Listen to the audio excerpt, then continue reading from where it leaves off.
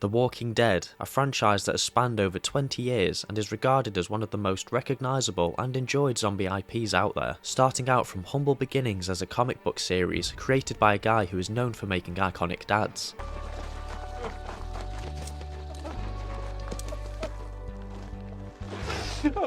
What's 17 more years? I can always start again. Make another kid. The Walking Dead has reached many highs, from a television adaptation to spin-off series of that adaptation, and most impressively, meme status. Needless to say, the internet has ruined the tone of the series. I don't think I'll ever be able to take Jon Bernthal seriously ever again. For most people, the comics and the TV shows are their favourite aspects of the franchise, but real ones know some of the best Walking Dead content comes from the video games. Well, I say that, but it's only Telltale's game adaptations of the series that are worthwhile. Many of the original characters from those games have become as, if not more iconic than a lot of the characters from the comics and the TV show, and the storytelling is regarded as not just some of the best in the franchise, but in gaming in general. Of course, Telltale haven't made all of the Walking Dead video games. There are other games that all range from mediocre to just flat out bad. As we all know, last year's The Walking Dead Destinies was a complete shit show, staining the reputation of not only Flux Game Studio, but also effectively crushing the hopes of a new Walking Dead game coming out in the near future. For many people, this may seem like the biggest betrayal and disaster the series has ever seen, but let me take your mind back to 2013, when a tie-in game for the fairly new series adaptation of The Walking Dead was attempting to burn any bridges for the series in the gaming industry before it was cool. The Walking Dead Survival Instinct. Oh, just saying that name again after so many years of repressing the memories has just filled my heart with dread. The Walking Dead Survival Instinct is a first-person shooter developed by Terminal Reality, based on the canon of the TV series. Who is Terminal Reality? That's pretty rude of you to ask, considering they gave us such bangers as Star Wars Connect, Aeon Flux, the game, and their magnum opus, The Walking Dead Survival Instinct. Wow, what a catalogue of games. Without being sarcastic, this company seemed to make really bad choices when deciding what games to develop. I mean, they even liquidated the same year Survival Instinct was released, though they briefly returned a couple of years ago to re-release some classic games. I'm not going to go in on Terminal Reality too much, because I have a feeling Activision, who published the game, of course had a hand in why the game turned out the way it did. How exactly did the game turn out? I don't know, the words uninspired, messy, clunky, ugly, boring, shit spring to mind. If it wasn't already clear, I have a bit of a sour history with this game. I played Survival Instinct when it first came out 11 years ago, and how I felt then is exactly how I feel about it now. I loved watching The Walking Dead, and when I heard a game was coming out that was tied into the TV show, I was so excited. And then I eventually played it and wanted to throw the disc at someone's head. Survival Instinct was both a critical and commercial failure, which is probably another reason why Terminal Reality shut down that same year. I tried to make a video about Survival Instinct ages ago, but tracking down a way to play the game was more trouble than it was worth. It's like the universe itself has tried to scrub its existence from the records of time and space, because you can't buy it on Steam anymore, and it's not even backwards compatible on the new consoles. The only other choice I had was to pay over the odds for a Steam key from one of those dodgy sites. Was it worth it?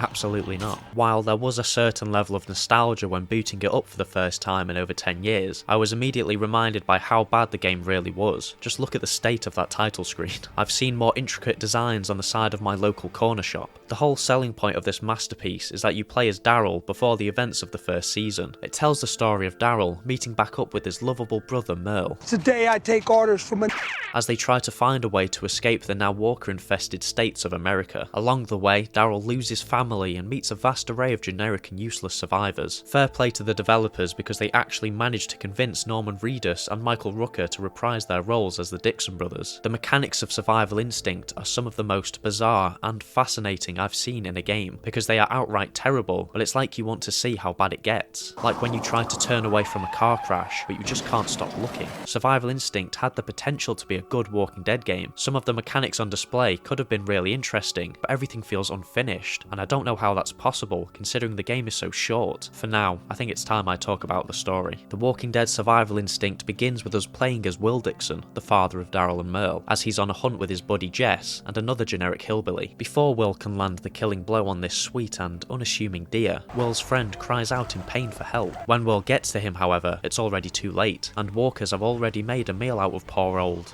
what's his name? Buck. Of course it is.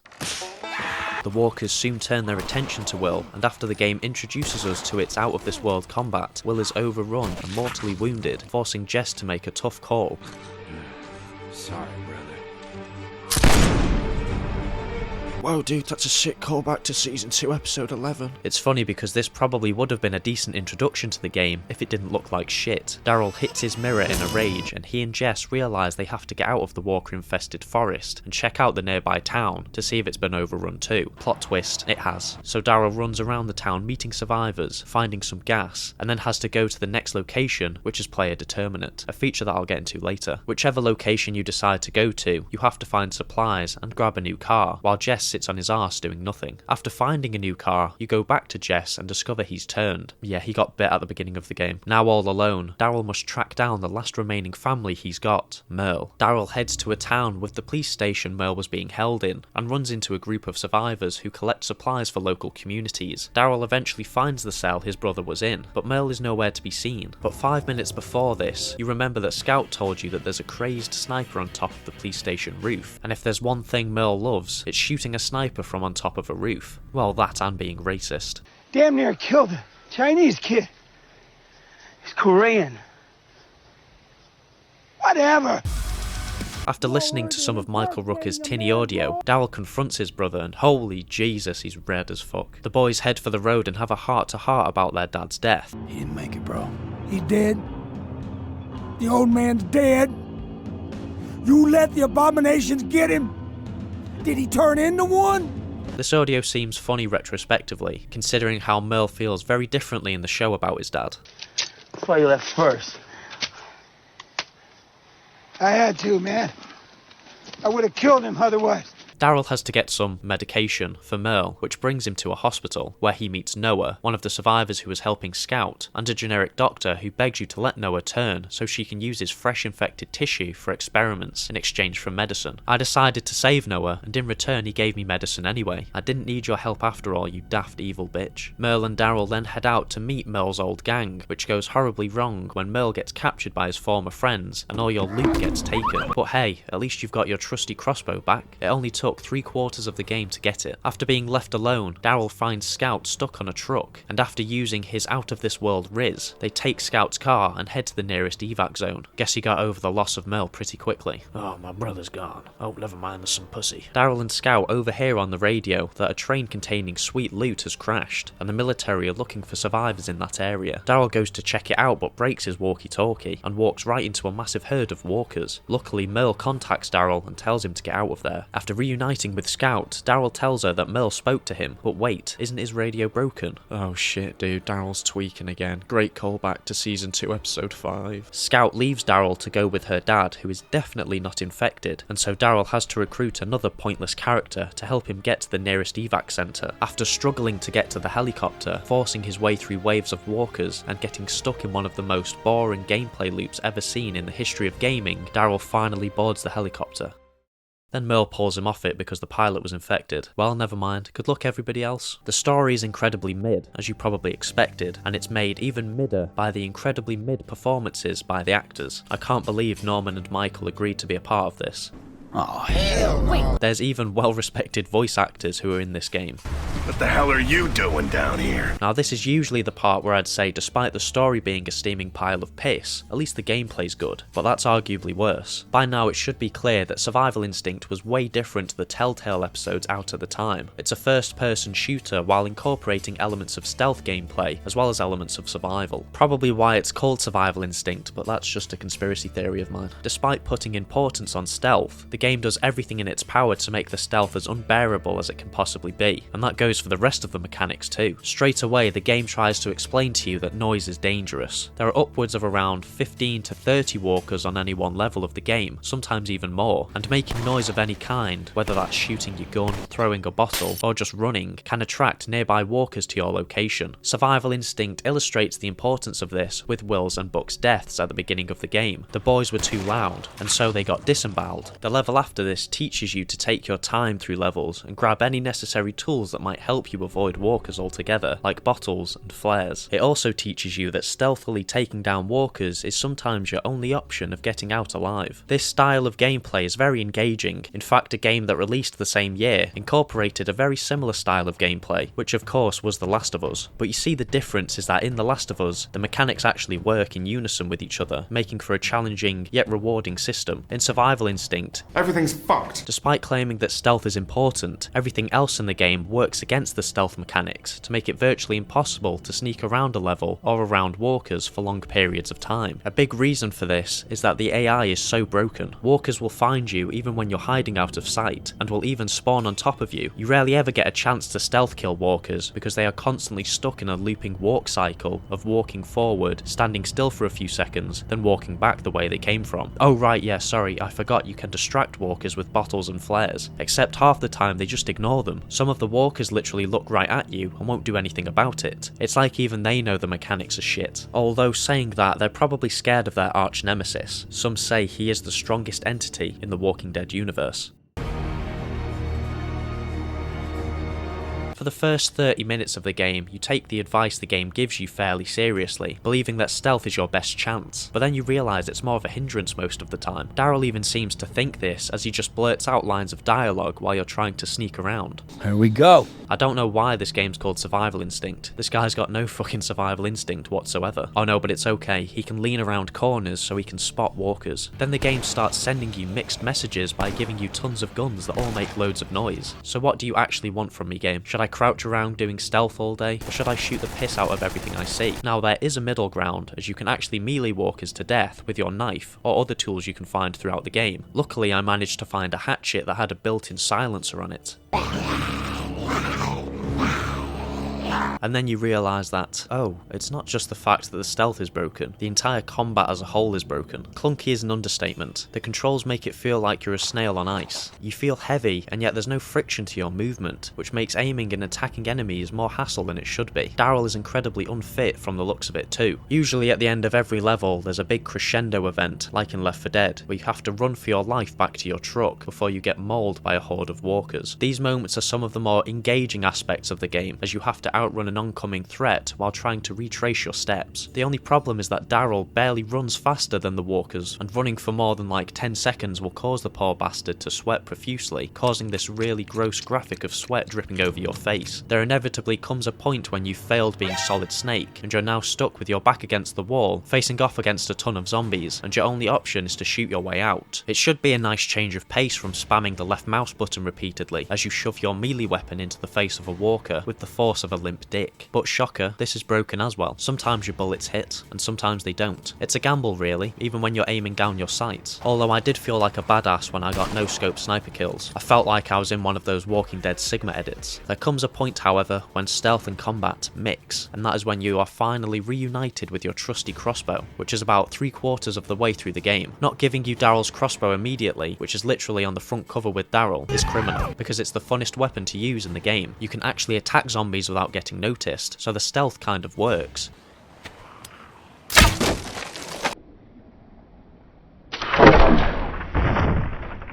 Why they decided to not let you have it straight away, I'll never know. Well, I do. It's because it would have been too easy from the get-go. Survival Instinct's most infamous mechanic is that you can be grappled by walkers and have to aim your knife towards their head while swaying from side to side. A harmless feature when there's only one walker involved, but when you're surrounded by a horde, it highlights how brain-dead the AI in combat really is. And because the AI is so broken, the other walkers won't attack you. They'll just watch in anticipation until it's their turn to grapple you. I mentioned earlier that the game takes elements from survival games, which I'll get into now. To survive a zombie apocalypse, you need supplies to keep yourself from being defenseless and from starving to death. Luckily for Daryl and his group, there's tons of energy drinks and MREs around to keep them going. Did you get your face ripped off? No problem, man, here's an MRE. You may have just noticed that I said Daryl and his group. Well, that's because you can actually recruit survivors you meet along your journey. Another of the game's big gimmicks is that you travel from level to level with your car, and you can only progress to the next level if you have enough fuel. This is where a lot of the game's filler content comes from. In between the actual story story missions of the game, there's little side missions sandwiched in the middle of them, where you'll have to look for supplies, find parts to repair your car, or decide whether or not to stop for a survivor. Sometimes the stops are optional, but if you run out of fuel or break down, you are forced to stop and either find the part you're looking for, or get enough fuel to get you to the next level. The point of this is to make the game feel a little bit unpredictable, which would have been a cool mechanic if the same locations weren't used over and over again, and if they weren't so small and linear. Please just let me explore the level, look how much space there is. At the end of every level you are able to choose between passing through back roads, streets, or highways, which vary in fuel usage and chance of breaking down. You can also pick different routes to take on your journey, which sends you to different locations. Like I mentioned, survivors can be recruited, which is done by completing objectives in the main levels, or when stopping for them in the filler ones. These survivors can be armed and sent out to find supplies, but this is pretty much useless, as they love to get themselves killed. The game tries to give them a bit of character, but they're all pretty much the exact same. Bizarrely, this side of Survival Instinct's gameplay feels very reminiscent of the first two Last Stand games, like choosing where to go, finding fuel, and recruiting survivors, and it's even weirder to think that a Newgrounds game managed to pull off these mechanics 10 times better. Everything about the game screams bare minimum effort. Actually no, less than bare minimum, and you can see this in the level design, something that is essential to making zombie games atmospheric and memorable, and yet everything here feels generic. It feels like the devs were trying too hard to capture the small budget feel of the first couple of seasons, as almost every level consists of a small town with a police station and a couple of other buildings strung around the place. Each level feels really small and claustrophobic, which could have worked to the game's advantage if the gameplay was solid, but it just heightens how bad the stealth and combat really is, turning everything into a concentrated blast of fuckery. There's hardly anything memorable about the levels either. Even when there's some unique locations in the context of the game, you aren't in them for very long. Every level is designed so linearly as well, meaning some buildings and places aren't even worth investigating, as it's more trouble than it's worth. The game makes a big deal out of the fact that you have to scavenge for supplies, otherwise you're done for, but it gives you plenty of opportunities to find supplies, so there's never really any danger of falling short. The music's pretty good to be fair, although it was ruined by the fact that the same track plays whenever you get spotted by a walker.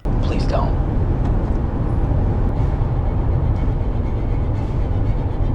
This track went from sounding quite intimidating to just encouraging me to play with my headset unplugged. The Walking Dead Survival Instinct is over 10 years old at this point. That may be hard to believe because it actually looks and sounds like it's over 20 years old. The game is busted from top to bottom, and that's not just due to terrible gameplay or a forgettable story. Survival Instinct is just poor on a technical level. There's no difference between high or low graphical settings in this game. You can change your frame rate though, and as you can see, I don't think the game reached 60 FPS once. Using the flashlight actually seemed to make the game run worse. The sound design too is just inexcusable. Even ignoring the fact that they forgot to add some sound effects into the game, the dialogue sounds so tinny. Even when they're stood in the open or in a large space, it sounds like they're talking inside of a small metal shed.